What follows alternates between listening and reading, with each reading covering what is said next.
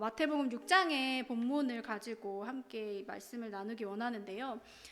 마태복음 6장은 여러분들 너무나도 잘 아시듯이 예수님께서 이 땅에 오셔서 사역을 시작하시면서 예수님을 따르던 그 많은 제자들과 사람들에게 하신 그 메시지를 묶어놓은 한 부분이 바로 오늘 함께 우리가 읽었던 마태복음 6장의 본문입니다. 그 가르침을 묶어서 우리는 산상수훈이다라고 이렇게 이야기하지요. 오늘은 그 산상수훈의 메시지 가운데서도 많은 말씀들이 있지만 마태복음 6장 6절에서 8절까지 그 딱 한 부분을 가지고 이 말씀을 함께 이야기를 나누고자 합니다.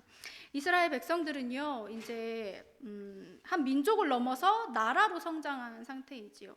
이스라엘 민족이던 때부터 하나님께서 주셨던 그 가르침들을 지키고 보존하기 위해서 그들은 율법이라는 것을 그 나라의 헌법처럼 여기면서 살아갔습니다. 이 율법은 이스라엘 백성들이 자신들이 하나님의 백성임을 잊어버리지 않게 기억하게 도와주는 하나의 아주 중요한 장치였어요. 그들은 율법을 지키면서 하나님께서 어떻게 자기의 백성들을 또 우리를 인도하셨는지 지키셨는지 기억했습니다. 그 율법은 그들에게 너무나도 중요한 삶의 안전장치가 되어서 다른 나라의 문화, 다른 나라의 역사, 다른 나라 사람들의 풍속, 그 속에서도 하나님의 백성으로 유별나게 특출나게 살아갈 수 있도록 지켜주는 너무나도 중요한 도구가 바로 율법이었습니다. 근데 시간이 흘러서 유대인들은 그 율법에 얽매이기 시작합니다. 그것이 그들의 자랑이 되기 시작하고 또한 보여지기 위한 수단으로 그 율법이 지켜지기 시작하더라는 거예요. 특히나 너무나도 많은 그 율법들 중에서 유대인들이 가장 중요하게 생각했던 3대 경건이라고 불리는 것들이 있었어요. 그것은 구제, 기도, 금식, 이 세 가지가 유대인들이 가장 중요하게 생각하는 3대 경건이라 불리는 덕목이었습니다.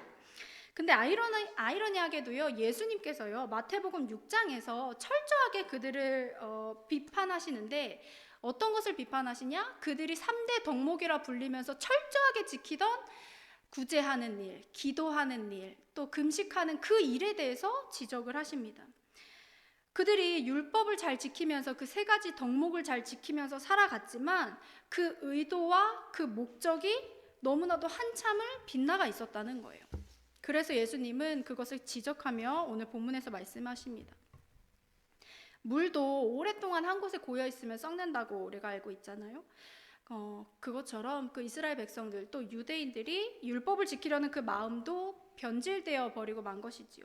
의무로 그것들을 지키면서 살아가다 보니까 사람들에게 보이기 위해서 구제하고 사람들에게 보이기 위해서 기도하고 사람들에게 보여지기 위해서 금식하더라는 거예요. 처음에는 물론 이것들을 지키지 않으면 사람들에게 비난받기도 했을 것이고 그것들을 잘 지키다 보니 사람들이 자신이 하는 일들에 대해서 인정해 줬을 것입니다. 그때부터 사람들은 더 거리로 나가서 더 보여지는 곳에서 자신이 지키는 그 율법을 만천하에 드러내기 시작합니다. 유대인들은 유대 시간으로 3시, 6시, 9시 딱 정해진 시간에 기도를 하는데요. 뭐를 하고 있었든지 간에 또 어느 곳에 있든지 간에 그 시간에 반드시 기도를 해야 합니다. 그래서 자기의 신앙을 과시하고 드러내고 싶었던 그 유대인들이 그 시간에는 사람들이 많이 모여있는 곳에 기왕이면 나가서 기도하기 시작했다는 거예요. 회당, 사람들이 너무나도 모여있는 곳이죠. 그곳에서 기도하고 또 큰 길가에 서서 기도하기를 즐겼다라고 예수님께서 증언해 주십니다. 금식을 할 때면 누가 봐도 피골이 상접한 모습으로 나는 금식하고 있어요 라는 그 모습을 드러내면서 금식하기를 즐겨했다는 것이지요. 유대인들이 무엇을 위해서 이 3가지 덕목, 3가지 경건이라 불리던 이 일을 하고 있었던 것입니까? 바로 자신의 의를 위해서 그 일들을 하고 있었다는 거예요. 내가 이렇게 하나님 앞에서 율법을 잘 지키며 살아간다. 나는 의인이다. 나는 신앙인이다. 나는 믿음이 너무나도 좋은 사람이다. 라는 그 사실을 사람들에게 너무나도 드러내고 싶어 했던 것입니다. 처음 이스라엘 사람들이 그 율법을 지키고 따라서 살아가는 것에는 그 의도에는 그 목적에는 하나님을 기억하는 것에 있었어요. 하나님께서 자신의 민족에게 자신의 백성들에게 역사하셨던 인도하셨던 그 일들을 기억하기 위해서 율법을 지키자. 그 시작은 그러했습니다. 그 의도는 그러했습니다. 그 목적은 그러했습니다. 그리고 자신들이 누구의 사람인지 바로 하나님의 사람이라는 그 사실을 잊어버리지 않기 위해서, 분명하게 하기 위해서 율법을 지키면서 살아갔다는 거예요. 그러나 점점 그 의도와 목적이 이상한 방향으로 흐르기 시작한 것이지요. 초심과는 많이 달라진 모습으로 유대인들은 살아가고 있었습니다. 그러니 예수님께서 그 사람들의 모습을 보시고 경고하면서 말씀하시는 거예요. 누구보다 열심을 내던 그 유대인의 유대인 중에 유대인이라고 불리던 사도 바울도요, 디모데후서 3장 5절에서 자신들의 행위를 이렇게 표현해요. 경건의 모양은 있으나 경건의 능력은 부인하니. 당시 하나님의 사람들이라 여겨지던 그 유대인들이 하나님을 섬기는 그 모습이 경건의 모양은 있지만 능력은 부인하는 모습으로 살아가고 있었다는 거예요. 제가 이 말씀을 묵상하면서 저의 지난 시절이 생각이 났어요. 제가 처음 그 전도사로 사역을 시작하던 교회가 있었어요. 그 교회는요, 매주 주중마다 토요일 주일은 하지 않고 주중마다 매일 저녁 8시 정해진 그 시간에 기도회가 있었어요. 저녁 기도회가 있었어요. 매일 그 시간을 지켜서 참석해야 하는 것이 정말 너무나도 힘든 일이었어요. 당시 제가 대학생이었는데요. 이제 수업 끝나면 친구들이랑 놀고도 싶고 놀러도 나가고 싶고 막 그런데 늦게까지 시간을 보내고 싶은데 그럴 수가 없었어요. 제가 평신도도 아니고 당시 그 교회에서 전도사로 대학교 시절 때 이제 사역을 하고 있었기 때문에 또 교회 근처 사택에서 지냈거든요. 그러니까 교회가 바로 코앞이에요. 근데 이제 그 저녁 기도회를 참석하지 않는다? 그거는 담임 목사님께도 물론이고 성도님들에게 그런 저의 모습을 보이는 게 너무 민망한 거예요. 그러고 싶지 않았어요. 그래서 솔직히 짜증이 났지만 불만이 가득했지만 가야만 했어요.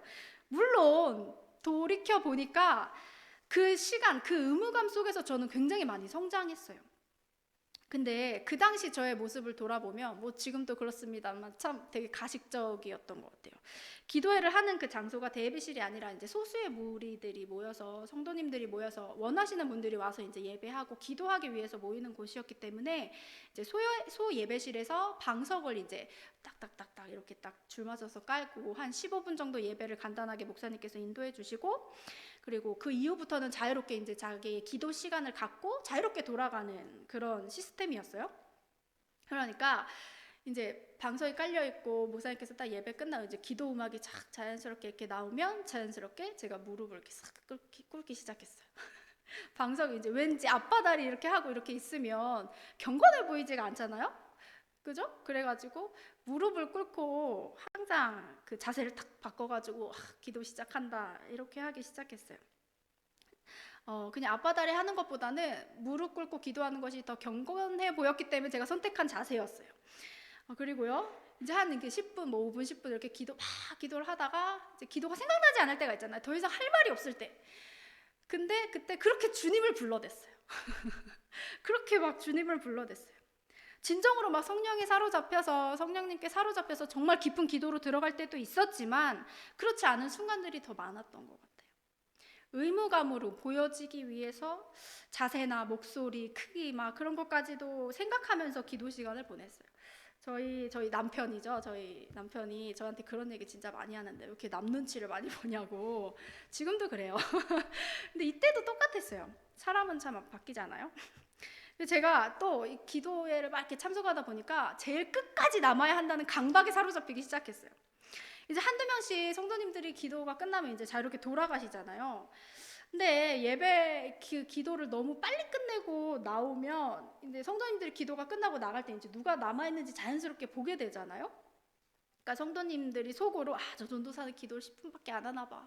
저 전도사는 예배만 드리고 홀라당 가나 봐. 막 이런 생각을 할 것만 같은 생각이 그렇게 누구도 저에게 말씀하시지 않으셨지만 그런 생각을 할 것만 같은 그런 생각에 제가 사로잡혀서 제 마음에 오랫동안 기도하다가 돌아가는 전도사가 되고 싶었어요. 그래서 그 시간을 마지막까지 남아있으려고 기도할 것도 없는데 막 주구장창 무릎 꿇고 앉아 있었던 거죠.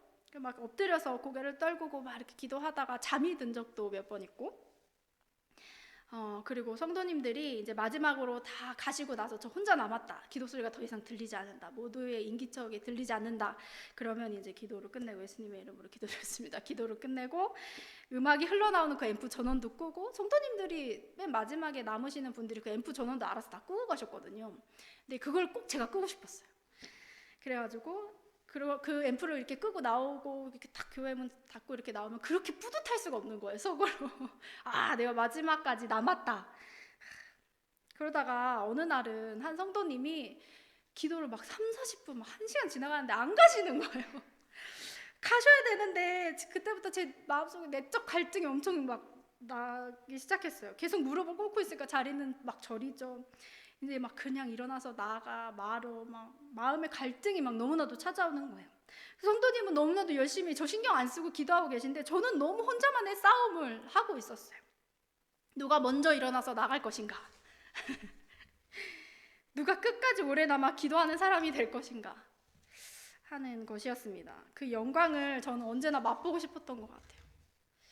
물론 그렇지 않을 때도 많았지만 그런 생각에 사로잡혀서 외식하는 모습으로 기도했던 저의 지난 날들이 이 말씀을 보면서 생각났습니다. 당시 예수님께서 하나님을 믿으며 살아가던 그 유대인들의 모습을 보시면서 아, 저와 같다라고 여기셨던 것 같아요.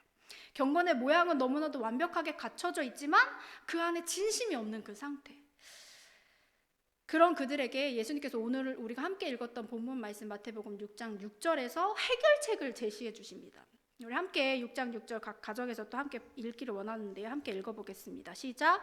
내 골방에 들어가 문을 닫고 은밀한 중에 계신 내 아버지께 기도하라. 은밀한 중에 보시는 내 아버지께서 갚으시리라. 이렇게 사람들에게 보여지기 위해서 사람을 신경 쓰면서 율법을 지키던 그 유대인들의 모습을 예수님은 외식하는 자들이다라고 평가하셨어요. 외식하다라고 하는 그 단어를 헬라어로 휘포크리테스라고 하는데요.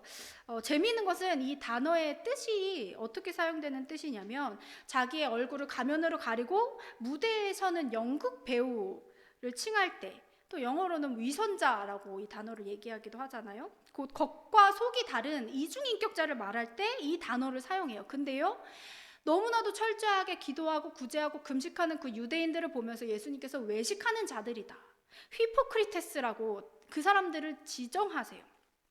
곧 가짜를 말하는 거예요. 척하는 사람을 이야기하는 거예요. 되게 재밌는 사실은 이 휘포크리테스라는 이 단어를 20번 정도 성경에 등장하는데요. 이 단어 대부분을 예수님께서 사용하세요. 예수님께서요, 외식하고 척하고 가면 쓰고 살아가는 신앙인을 향해서 휘포크리테스라고 말씀하세요. 예수님은요, 꾸며진 것, 가장되어 있는 것, 외식하는 그 신앙의 모습을요, 정말 싫어하셨어요. 그리고 그런 모습으로 신앙생활하는 사람들의 모습을 지적하시고 끄집어내셨어요. 가짜는 진짜가 아니기 때문에 싫어하셨던 거예요. 가짜는 흉내낼 수는 있지만 진짜가 될 수는 없기 때문에 예수님 싫어하셨던 것 같아요. 그래서 예수님은 그 모습을 지적하시고 진짜 하나님의 사람으로 서라라고 권면하시고 해결책을 제시해 주신 것입니다. 요한복음 4장 23절에서 이렇게 말씀하시죠. 하나님께 참되게 예배하는 자들은 영과 진리로 예배할 때가 오나니 곧 이때라. 아버지께서는 자기에게 이렇게 예배하는 자들을 찾으시느니라. 참되게 예배하는 자를 찾으신대요. 하나님께서는요, 가짜를 원하시는 것이 아니에요. 진짜 진심으로 하나님 앞에 서는 사람을 찾고 계시다는 것입니다. 예수님은 외식하고 가면 쓰고 생활하는 사람들이 진정으로 하나님 앞에 참으로 서기 위해서 네 골방으로 들어가라 라고 말씀하셨어요.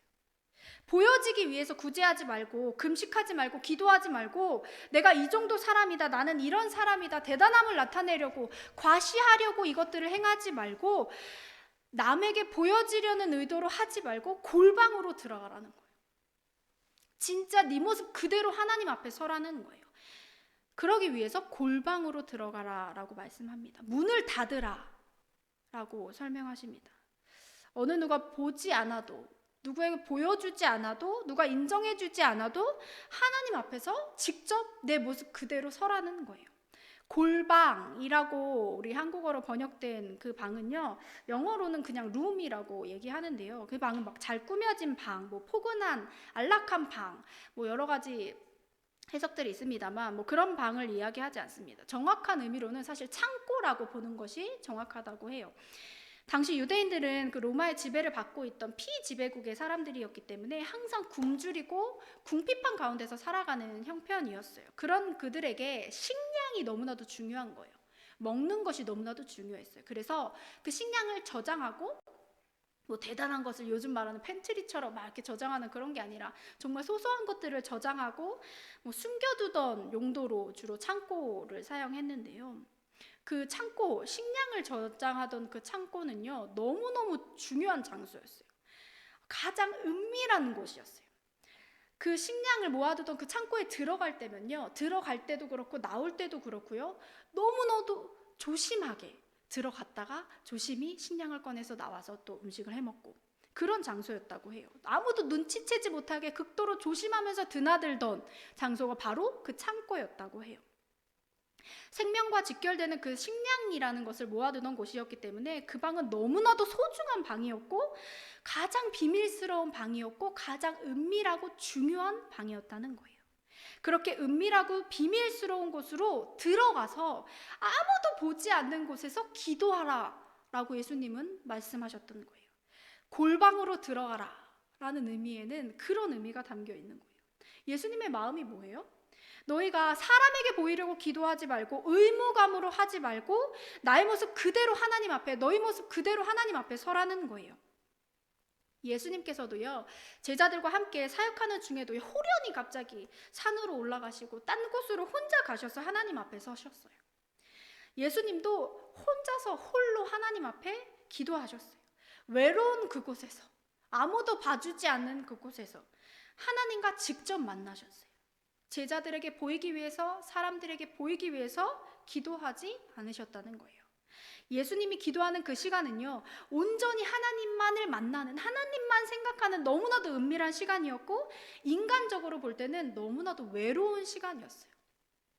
혼자 있었어야 했기 때문이겠죠. 그러나 예수님은 스스로 그 골방에 자처해서 가셨고 혼자 하나님 앞에 서는 그 시간을 반드시 가지셨어요. 사역의 문제를 놓고 하나님 앞으로 예수님도 향했어요. 상한 마음을 가지고 예수님도 하나님 앞으로 향했어요. 우리가 하나님 앞에 서는 기도 시간도 이래야 할 줄 압니다. 당시 유대인들에게 사람 앞에 드러내기 위한 기도의 행위가 문제여서 예수님께서 골방으로 들어가라 라고 지적하고 계시다면 이제 우리에게는 이 말씀이 어떻게 적용되어야 할까요? 이제 우리에게는 아무도 보지 않으니까 지금은 비대면 예배, 새로운 신조어죠. 비대면 예배. 아무도 보지 않고 그냥 나 혼자 집에서 예배할 수 있는 이 시대잖아요. 그러니까 아예 하나님을 찾지 않는 모습들이 우리 삶에 있다는 것이 지금은 문제라는 거예요. 이제는 더 이상 교회에 함께 모여 기도할 수 없는 환경이 지속되고 있어요. 스스로 하나님 앞에 서지 않으면, 스스로 내가 하나님을 찾지 않으면 하나님 없이도, 하나님과의 교제 없이도 살아갈 수 있는 날들이 지금 바로 우리가 살아가고 있는 이 시대입니다. 이런 시대를 살아가고 있는 우리 삶 속에 하나님을 찾는 모습, 골방으로 은밀하게 들어가 누가 봐주지 않아도, 의무감으로 하지 않아도 하나님을 찾는 그 모습이 우리에게 있냐는 거예요. 얼마나 오랫동안 기도하냐, 얼마나 몇 번이나 기도하냐, 몇 시간을 기도하냐, 이런 것을 말하는 것이 아니에요. 우리가 하나님 앞에 은밀하게 서는 그 마음이 있냐는 거예요. 단지 정말 무릎을 꿇고 막 기도의 자세를 취하고 기도하는 것뿐만 아니라 나의 생각으로 지나가는 모든 곳에서 하나님과 은밀하게 만나는 시간이 나에게 있냐는 것입니다. 진정으로 내 삶의 문제를 놓고 하나님 앞에 묻는, 하나님 앞에 내 삶의 문제를 놓고 씨름하는 그 시간이 우리의 삶에 있냐는 거예요. 하나님 앞에 나의 삶의 문제를 해결하려고 붙드는 그 시간이, 그 골방으로 들어가는 시간이 우리에게 있냐는 것입니다. 기도한다는 것은요, 하나님을 온전히 신뢰하는 그 행동에서 나오는 거예요. 하나님께서 내 문제를 해결해 주시리라는 그 믿음이 없으면요, 기도할 수 없어요. 하나님께 그런 능력이 있다는 것을 인정하지 않으면요, 기도하지 않아요. 하나님 없이도 너무나도 잘 살아갈 수 있기 때문에 그래요. 기도한다고 또 바로 해결되지 않는다라고 생각하기 때문에 또 기도하지 못하기도 하지요. 당시 유대인들은요, 의무감에 정말 쩔어서 기도를 했지만 오늘날 우리에게 이 말씀을 적용하면요, 의무감도 없어요. 필요성도 느끼지 못할 때가 너무나도 많다는 거예요. 기도한다고 코로나가 없어지길 해요. 기도한다고 막 돈이 왕창 생기길 해요. 상황이 편안해지길 해요. 당장 아픈 몸이 깨끗하게 낫기를 해요. 우리가 그렇게 여기기 때문에 기도하지 않는다는 거예요. 각자가 원하는 것을 뚝딱 내어놓지 않는 능력 없는 하나님을 더 이상 우리가 찾지 않는다는 거예요. 당시 많은 유대인들이요, 이런 똑같은 마음을 가지고 있었어요. 그래서요, 이 땅에 오셨던 그 예수 그리스도를 배척해요. 바로 그 마음 때문이었어요. 하나님의 아들로 인정하지 않았어요. 왜 그래요? 그들이 생각한 메시아는요, 그렇게 연약한 메시아가 아니었기 때문에 그래요. 강한 메시아, 자기를 지배하고 자기들을 핍박하던 모든 그 민족과 나라를 다 몰살시킬 수 있는 강한 메시아를 그들은 기다렸어요. 근데 메시아라고 하나님께서 보내주신 그 예수 그리스도가 어떤 모습으로 오셨어요? 초라한 마구간에 정말 볼품없는, 능력 없는, 권력 없는, 명예 없는 목수의 아들로 오셨어요. 너무 볼품없는 모습으로 오셨다는 거예요. 권위도 없고 지위도 없고 명예도 없는 볼품없는 모습 그 자체가 바로 예수님이었어요. 그래서 그들은요, 예수를 거부했어요. 예수님을 믿지 않았어요. 네가 어떻게 하나님의 아들이냐? 하나님의 아들 메시아라면 이런 모습일 리가 없다. 유대인들이 생각하는 메시아 상이 있었던 것이지요. 우리가 예수를 거부하고 핍박했던 그 유대인들과 무엇이 다릅니까? 우리가 더 이상 내 삶 속에서 내가 기도하지 않는 모습이 있습니까? 하나님 앞에 내 삶의 문제를 가지고 나아갈 마음이 없었습니까? 그렇다면 우리는 예수님을 믿지 않는 것과 똑같다는 거예요. 차라리 우리에게 예수님을 모르고 믿지 않았을 것이 더 좋았을 거예요. 그래서 오늘날 지금 이 시대에 우리가 하나님 앞에 우리 삶의 문제를 가지고 기도한다라고 하는 것은 하나님을 신뢰하기 때문에, 하나님을 믿기 때문에, 정말 진정으로 믿기 때문에 할 수 있는 엄청난 믿음의 행위라는 거예요.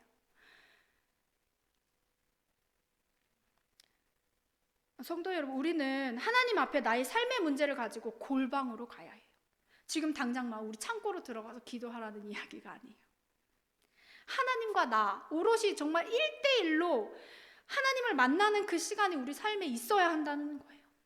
한 찬양의 가사에 이런 고백이 있어요. 굉장히 조금 오래된 찬양인데요. 고개를 들고서 주님께 너의 소원을 아뢰어라.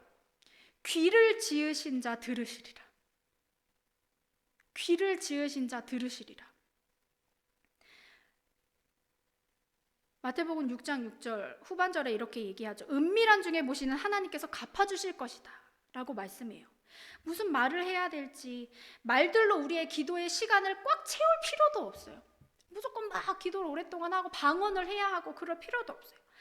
왜 사람과 사람 사이에도요, 조금 어색하고 낯선 사람과 단둘이 있게 되면 어때요? 무슨 말이라도 막 해야 될 것 같고 그 침묵의 공백이 너무나도 힘이 들잖아요. 너무 어색한 거예요. 근데 정말 친한 사람, 정말 가까운 내 가족, 내가 사랑하는 사람, 내 친한 친구, 이런 사람들과 만나면 단둘이 이렇게 1대1로 있으면 어때요? 말하지 않아도, 굳이 막 말을 떠들고 있지 않아도 그냥 가만히 있어도 전혀 어색하지 않아요. 그냥 그 상황이 불편하지 않다는 거예요. 그냥 서로의 마음을 다 알기 때문에 그래요. 꼭 말을 해도 오래도록 주제가 끊이지 않게 해야 할 필요가 없는 거예요. 말하지 않아도 알기 때문이지요. 우리 마태복음 오늘 함께 본 6장 7절에서 8절 또 이렇게 말씀하십니다. 또 기도할 때에 이방인과 같이 중언부언하지 말라. 그들은 말을 많이 하여야 들으실 줄 생각하느니라. 그러므로 그들을 본받지 말라. 구하기 전에 너희에게 있어야 할 것을 하나님 너희 아버지께서 아시느니라. 사랑하는 성도 여러분, 하나님은 이미 우리의 형편을 알고 계십니다. 우리의 상황도 알고 계십니다. 우리의 처지도 너무나도 잘 알고 계십니다. 이제는 우리 스스로 하나님과 1대1로 서서 골방으로 들어가야 할 때입니다. 누가 보지 않아도, 어떤 교회에 가서 시간을 지켜 예배드려야 하는 것이 아니더라도, 인정해주지 않아도 괜찮습니다. 하나님이 우리의 마음을 아시기 때문에 그렇습니다. 우리가 은밀하게 하나님 그분 앞으로 나아갈 때 하나님은 우리와 교제하실 것입니다.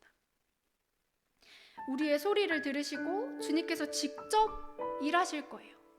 우리가 골방으로 들어가 하나님을 찾을 때에 내 삶의 그 힘든 문제를, 해결되지 않는 그 문제를 가지고 하나님 앞에 나아가서 부르짖고 또 침묵으로 마음속으로 하나님을 찾고 찾을 때에 주님께서 직접 일하실 것입니다. 우리가 빈손으로 아무것도 없이 나올 그때에도, 상한 마음으로 나올 때에도 여호와 이레 준비하시는 그 하나님께서 하늘의 것으로 준비된 은혜를 우리에게 부어주실 것이라 확신합니다. 골방으로 들어가십시오. 하나님과 교제하십시오. 누가 보지 않아도, 예배의 시간을 지키지 않아도 되는 이 상황 속일지라도 골방으로 들어가 하나님을 찾으십시오. 하나님과 1대1로 만나십시오. 은밀한 중에 계신 그분께 찾아갑시다. 하나님께서 우리를 너무나도 기다리고 계십니다. 앞길이 막막해도, 고난 중에 있을 때에도 하나님 앞에 우리의 문제를 내려놓기를 원합니다. 이미 하나님께서 우리의 필요를 아시고 마음을 아시고 만져주실 것입니다. 우리 함께 이 찬양하며 또 기도하며 나아가기를 원합니다. 주님께서 우리를 위해 일하실 것을 확신하며 골방으로 들어가기를 확정하며 이 찬양 함께